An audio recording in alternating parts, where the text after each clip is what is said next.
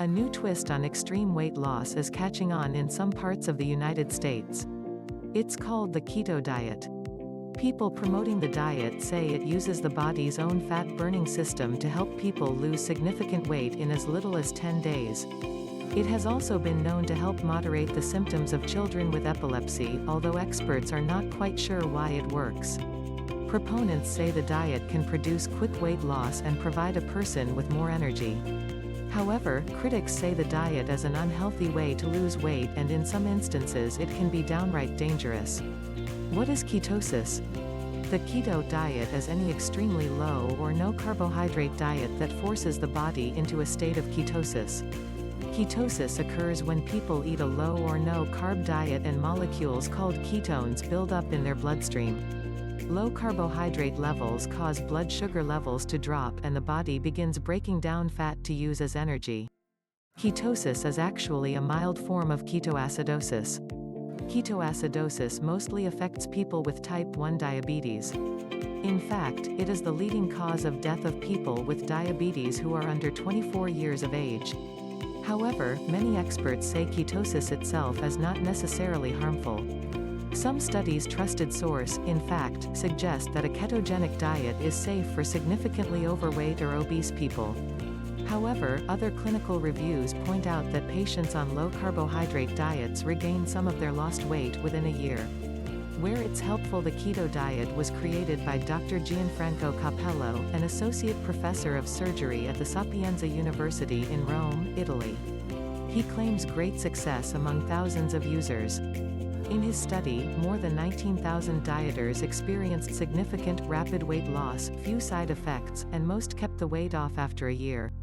According to the reported results, patients lost an average of 10.2 kilograms, or about 22 pounds, after 2.5 cycles of the keto diet.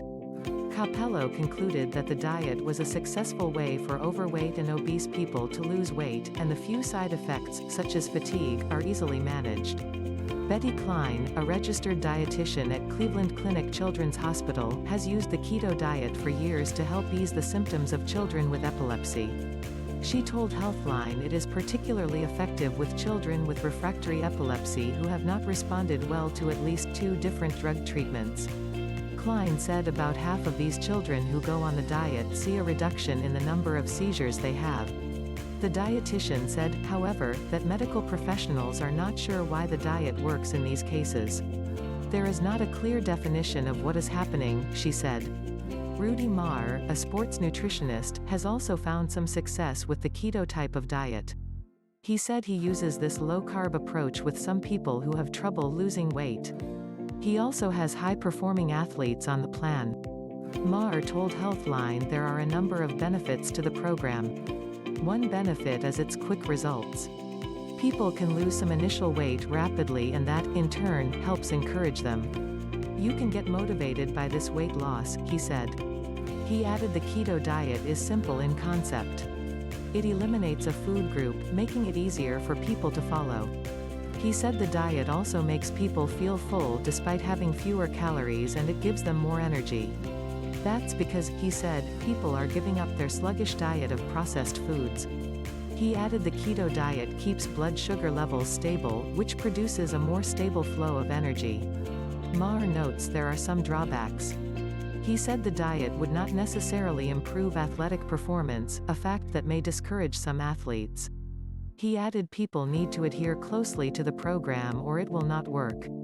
It is a very strict diet, said Marr. You have to do everything right.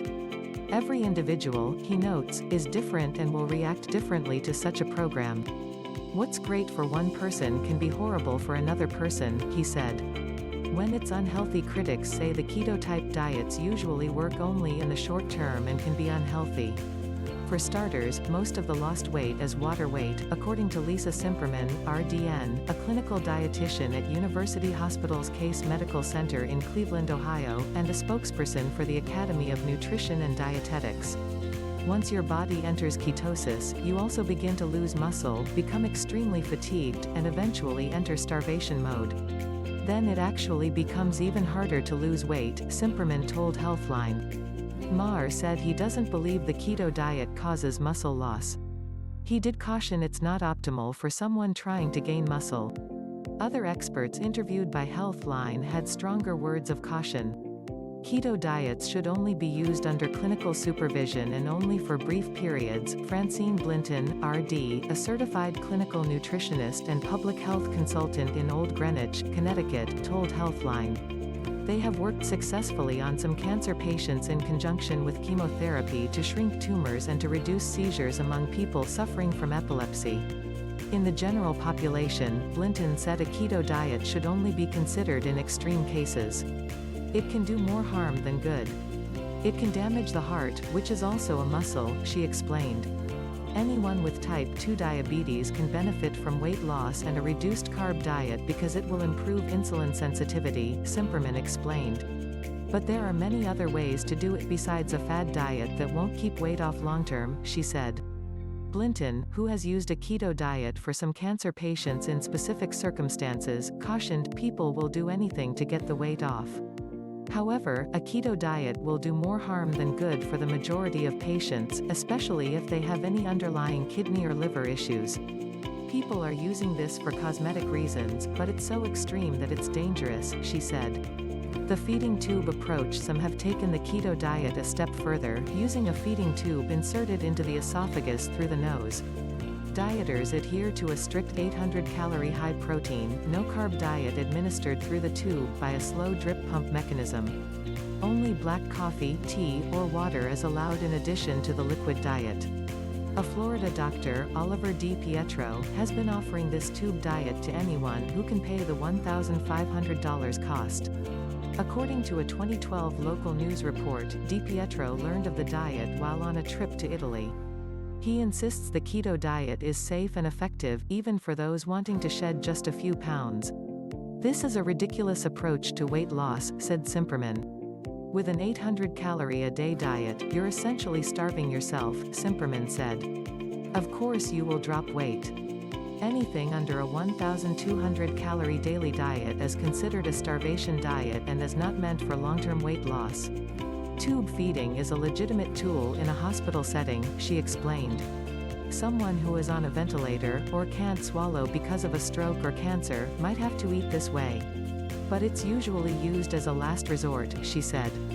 In an otherwise healthy individual, it can create serious complications, including infections if the tube gets contaminated, increased sodium levels, and it can cause dehydration and constipation, Simperman added. What would even possess people to want to walk around with a tube up their nose?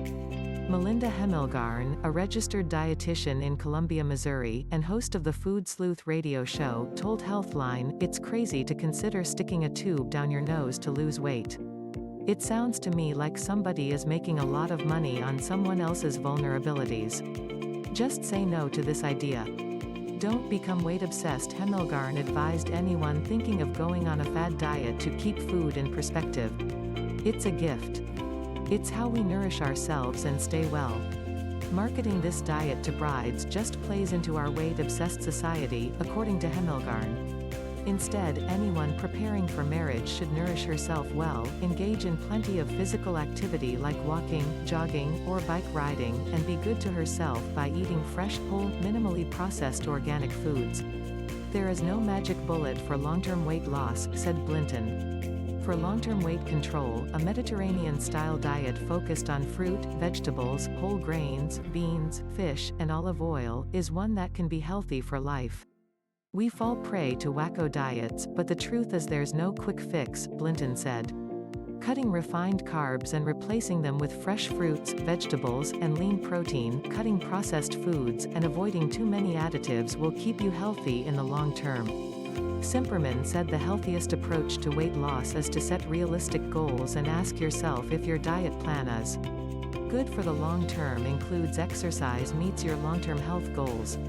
If the answers are no, then that is a red flag, she cautioned. Blinton advised dieters not to skip meals because your body goes into overdrive the next time you eat.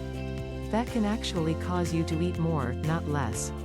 She suggested eating your largest meal at midday, then having a healthy afternoon snack. It keeps your metabolism and insulin levels more regular, she explained. Exercise, of course, is also vitally important.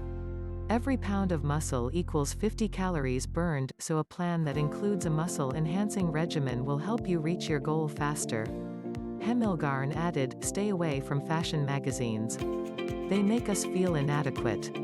If you are even considering this insane approach to weight loss, go for a walk right now. It'll clear your head. Thanks for watching.